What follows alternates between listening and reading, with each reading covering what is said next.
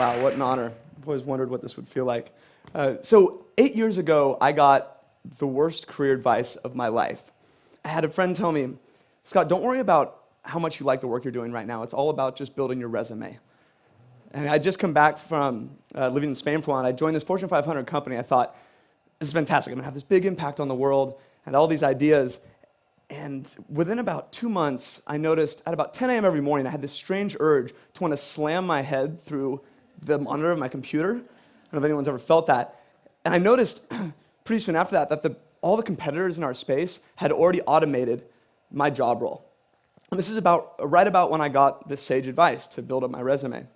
Well, as I'm trying to figure out what two-story window I'm going to jump out of and change things up, I read some altogether different advice from Warren Buffett, and he said, taking jobs to build up your resume is the same as saving up sex for old age. And I heard that, and that was all I needed. Within 2 weeks, I was out of there, and I left with one intention, to find something that I could screw up. That's how tough it was. I just wanted to have some type of an impact. It didn't matter what it was. And I found out pretty quickly after that I wasn't alone. It turns out over 80% of the people around don't enjoy their work. I'm guessing this room is different, but that's the average that Deloitte has done with their studies. And so I wanted to find out, what is it that sets these people apart? The people who do the passionate, world-changing work, they wake up inspired every day. And then these people, the other 80% who lead these lives of quiet desperation. So I started to interview all these people doing this inspiring work, and I read books and did case studies, and 300 books altogether on purpose and career and all this. Totally just self-immersion, really for the selfless reason of I wanted to find the work that I couldn't not do, what that was for me. But as I was doing this, more and more people started to ask me, Scott, you're into this career thing. I don't really like my job. Could we sit down for lunch? I'd say, sure, but I would have to warn them because at this point, my quit rate was also 80%. Of the people I'd sit down with for lunch, 80% would quit their job within 2 months. And this is something, I was proud of this. And it wasn't that I had anything special magic. It was that I would ask one simple question. It was, why are you doing the work that you're doing? And so often, their answer would be, well, because somebody told me I'm supposed to. And I realized that so many people around us are climbing their way up this ladder that someone tells them to climb and ends up being leaned up against the wrong wall, or no wall at all. And so the more time I spent around these people and saw this problem, I thought, what if we could create a community, a place where people could feel like they belonged and that it was okay to do things differently, to take the road less traveled, where that was encouraged, and inspire people to change. And that later became what I now call Live Your Legend, which I'll explain in a little bit. But as we've done this, as I've made these discoveries, I noticed a framework of really 3 simple things that all these different passionate world changers have in common. Whether you're like a Steve Jobs, or if you're just the person who has the bakery down the street, but you're doing work that embodies who you are. I want to share those 3 with you so we can use them as a lens for the rest of today and hopefully the rest of our life. The first part of this 3-step passionate work framework is becoming a self-expert and understanding yourself. Because if you don't know what you're looking for, you're never going to find it. And the thing is that no one's going to do this for us. There's no major in university on passion and purpose and career. I don't know how that's not a required double major, but don't even get me started on that. I mean, you spend more time picking out a dorm room TV set than you do picking your major and your area of study. But the point is, it's on us to figure that out. And we need a framework. We need a way to navigate through this.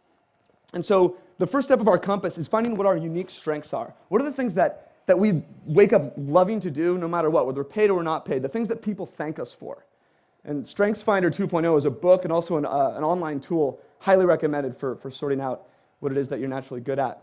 And then next, what's our framework or our hierarchy for making decisions? Is it the people or do we care about the people, our family, health, or is it achievement, success, all this different stuff? We have to figure out what it is to make these decisions so we know what our soul is made of, so that we don't go selling it to some cause we don't give a shit about. And then the next step is our experiences. All of us have these experiences. We learn things every day, every minute about what we love, what we hate, what we're good at, what we're terrible at. And if we don't spend time paying attention to that and assimilating that learning and applying it to the rest of our life, it's all for nothing. It's like every week, actually every day, every week, every month of every year, I spend some time just reflecting on what went right, what went wrong, and what do I want to repeat? What can I apply more to my life? And even more so than that, as you see people, especially today, who inspire you, who are doing things where you say, oh God, what Jeff is doing, I want to be like him? Why are you saying that? Open up a journal, write down what it is about them that inspires you. It's not going to be everything about their life, but whatever it is, take note of that, because over time we have this repository of things that we can use to apply to our life and have a more passionate existence and make a better impact. Because when we start to put these things together, we can then define what it is success actually means to us. And without these different parts of the compass, it's impossible. We end up in the situation, we have that scripted life that everyone seems to be living, going up this ladder to nowhere. It's kind of like in Wall Street too, if anyone saw that. The kind of peon employee asked the big Wall Street banker CEO, said, "Hey man, what's your number?" Everyone's got a number. If they make this amount of money, they'll leave it all. He says, "Oh, simple, more." And he just smiles. And it's the sad state of most of the people that haven't spent time understanding what actually matters to them. We just keep reaching for something that doesn't mean anything to us, but we're doing it because everyone said we're supposed to. But once we have this framework together, we can start to identify things that make us come alive. Before this, a passion could come and hit you in the face. Or maybe in your possible life work, you might throw it to the side because you don't have a way of identifying it. But once you do, you can see something that says, it's congruent with my strengths, my values, who I am as a person. So I'm going to grab a hold of this, I'm going to do something with it, and I'm going to pursue it and try and make an impact with it. And Live Your Legend and the movement we've built wouldn't exist if I didn't have this compass to identify, wow, this is something I want to pursue and make a difference with. So if we don't know what we're looking for, we're never going to find it. But once we have this framework, this compass, then we can move on to what's next. And that's not me up there. But doing the impossible and pushing our limits. Because there's two reasons why people don't do things. One is because they tell themselves they can't do them. Or the other is people around them tell them they can't do them. Either way, we start to believe it, and either we give up or we never start in the first place. The thing is, everything was impossible until somebody did it. Every invention, every new thing in the world, people thought were crazy at first. Roger Bannister in the 4-minute mile, it was a physical impossibility to break the 4-minute mile in a foot race until Roger Bannister stood up and did it. And then what happened? 2 months later, like 16 people broke the 4-minute mile. The things that we have in our head that we think are impossible are often just milestones waiting to be accomplished, if we can push those limits a bit. And I think this starts with probably your physical body and physical fitness more than anything, is we can control that. If you show yourself, you don't think you can run a mile, you show yourself you can run a mile or two, or even like a marathon, or lose 5 pounds, whatever it is, you realize that can be transferred, that confidence compounds, can be transferred into the rest of your world. And I've actually gotten into the habit of this a little bit with my friends. We had this little group where we kind of go on physical adventures, and recently I found myself in a kind of a precarious spot. I'm terrified of deep, dark blue water. I don't know if anyone's ever had that same fear ever since they watched Jaws 1, 2, 3, and 4, like 6 times when I was a kid. But anything above here, if it's murky, I can already feel it, like right now. I swear there's something in there. Even if it's Lake Tahoe, it's fresh water. Totally unfounded fear, ridiculous, but it's there. Anyway, 3 years ago, I find myself on this tugboat right down here in the San Francisco Bay. It's a rainy, stormy, windy day, and people are getting sick on the boat, and I'm sitting there wearing a wetsuit. And I'm looking out the window in pure terror and thinking I'm about to swim to my death. I'm going to try and swim across the Golden Gate. And my guess is some people in this room might have done that before. And I'm sitting there, and my buddy Jonathan would talk me into it. He comes up to me, and he could see the state I was in. He comes up and says, "Scott, hey man," he's like, "what's the worst that can happen?" He's like, "You're wearing a wetsuit, you're not going to sink." He's like, "and if you can't make it, just hop on one of the 20 kayaks. Plus, if there's a shark attack, why are they going to pick you over the 80 people that are in the water?" So thanks, that helps. He's like, "No, but really, just have fun with this." He's like, "Good luck." And he dives in, swims off. I'm like, okay. It turns out the pep talk totally worked. I just felt this total feeling of calm. And I think it was because Jonathan was 13 years old. And of the 80 people swimming that day, 65 of them were between the ages of 9 and 13. Think for a second how you would have approached your world differently. If at 9 years old, you found out you could swim 1.5 miles in 56-degree water from Alcatraz to San Francisco. What would you have said yes to? What would you have not given up on? What would you have tried? As I'm finishing this swim, I get to Aquatic Park, and I'm getting out of the water, and of course, half the kids already finished. So they're cheering me on, and they're all excited. And I got total popsicle head, if anyone's ever swam in the bay. And I'm trying to just thaw my face out, and I'm watching people finish. And I see this one kid, something didn't look right. He's just flailing like this, and he's barely able to sip some air before he slams his head back down. And I noticed other parents were watching too, and I swear they were thinking the same thing I was. This is why you don't let 9-year-olds swim from Alcatraz. And I mean, this was not fatigue. All of a sudden, two parents run up, they grab him, and they put him on their shoulders, and they're dragging him. He's just dragging like this. And I mean, totally limp.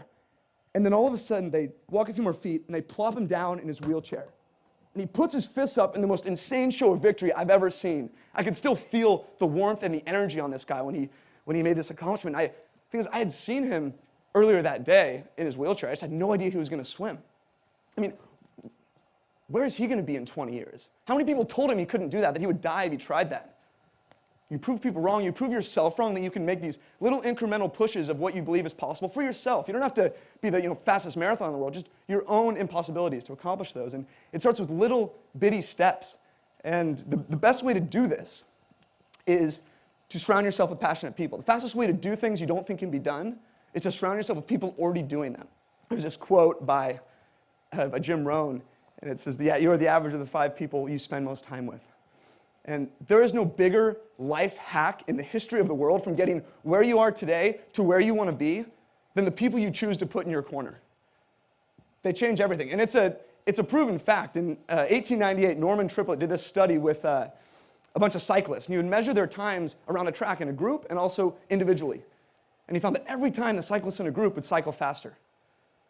And it's been repeated in all kinds of walks of life since then. And it proves the same thing over and over again, that the people around you matter. And an environment is everything. But it's on you to control it, because it can go both ways. With these 80% of people who don't like the work they do, that means most people around us, not in this room, but around everywhere else, are encouraging complacency and keeping us from pursuing the things that matter to us. So we have to manage those surroundings. I found myself in this situation, personal example, maybe a year ago and a couple years ago. Has anyone ever had a hobby or a passion they pour their heart and soul into, unbelievable amount of time, and they so badly want to call it a business, but no one's paying attention and it doesn't make a dime? Okay, I was there for 4 years trying to build this Live Your Legend movement to help people do work that they genuinely cared about and that inspired them. I was doing all I could, and there were only really 3 people paying attention, and they're all right there. My mother, father, and my wife, Chelsea. Thank you guys for the support. But and this is how badly I wanted it, but it grew by 0% for 4 years. And I was about to shut it down. And right about then, I moved to San Francisco and started to meet some pretty interesting people that had these crazy lifestyles of adventure, of businesses and websites and blogs that surrounded their passions and helped people in a meaningful way. And one of my friends, now he has a family of 8, and he supports his whole family with a blog that he writes for twice a week. They just come back from a month in Europe, all of them together. This stuff blew my mind. It's like, how does this even exist? And I got unbelievably inspired by seeing this. And instead of shutting it down, I decided, let's take it seriously. I did everything I could to spend my time around, like every waking hour possible, trying to hound these guys with hanging out and having beers and workouts, whatever it was. And after 4 years of zero growth, within 6 months of hanging around these people, the community at Live Your Legend grew by 10 times. In another 12 months, it grew by 160 times. And today, over 30,000 people from 158 countries use our career and connection tools on a monthly basis. And those people have made up that community of passionate folks who inspire that possibility that I dreamed of for Live Your Legend so many years back. The people change everything. And this is why, you asked what was going on. Well, for 4 years, I knew nobody in this space. And I didn't even know it existed, that people could do this stuff and you could have movements like this. And then all of a sudden, I'm over here in San Francisco, and everyone around me is doing it. It became normal. So my thinking went from, how could I possibly do this, to how could I possibly not? And right then, when that happens, that switch goes on in your head, it ripples across your whole world. And without even trying, your standards go from here to here. You don't need to change your goals or anything. You just need to change your surroundings. That's it. And that's why I love being around this whole group of people, why I go to every TED event I can and watch them on my iPad on the way to work, whatever it is, because this is the group of people that inspires possibility. We have the whole day to spend together and plenty more. Sum things up in terms of these 3 pillars. They all have one thing in common more than anything else. They are 100% in our control. No one can tell you you can't learn about yourself. No one can tell you you can't push your limits and learn your own impossible and push that. No one can tell you you can't surround yourself with inspiring people or get away from the people who bring you down. You can't control a recession. You can't control getting fired or getting in a car accident. Most things are totally out of our hands. These 3 things are totally on us.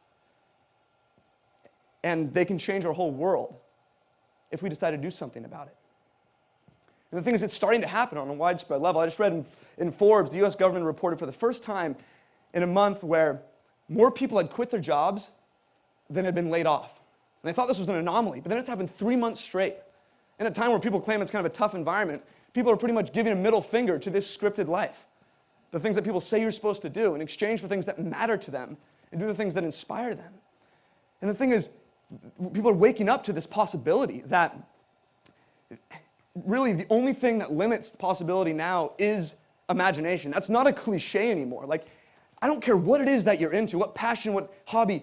If you're into knitting, you can find someone who is killing it knitting, and you can learn from them. It's wild. And that's what this whole day is about, to learn from the folks speaking, and we profile these people and live your legend every day, because it shows people, when ordinary people are doing the extraordinary, and when you can be around that, it becomes normal. And this isn't about being, Gandhi or Steve Jobs doing something crazy. It's just about doing something that matters to you and makes an impact that only you can make. Speaking of Gandhi, he was a recovering lawyer, as I've heard the term. And he was called to a greater cause, something that mattered to him he could not do. And he has this quote that I absolutely live by. First they ignore you, then they laugh at you, then they fight you, and then you win. Everything was impossible until somebody did it. You can either hang around the people who tell you it can't be done and tell you you're stupid for trying, or surround yourself with the people who inspire possibility. The people who are in this room. Because I see it as our responsibility to show the world that what's seen as impossible can become that new normal. And that's already starting to happen. For us to do the things that inspire us so we can inspire other people to do the things that inspire them. But we can't find that unless we know what we're looking for. We have to do our work on ourselves, be intentional about that, and make those discoveries. Because I imagine a world where 80% of people love the work they do. I mean, what would that look like? What would the innovation be like? How would you treat the people around you? Things would start to change. And as we finish up, I have just one question to ask you guys, and I think it's the only question that matters. And it's, what is the work you can't not do? Discover that. Live it. Not just for you, but for everybody around you. Because that is what starts to change the world. What is the work you can't not do? Thank you, guys.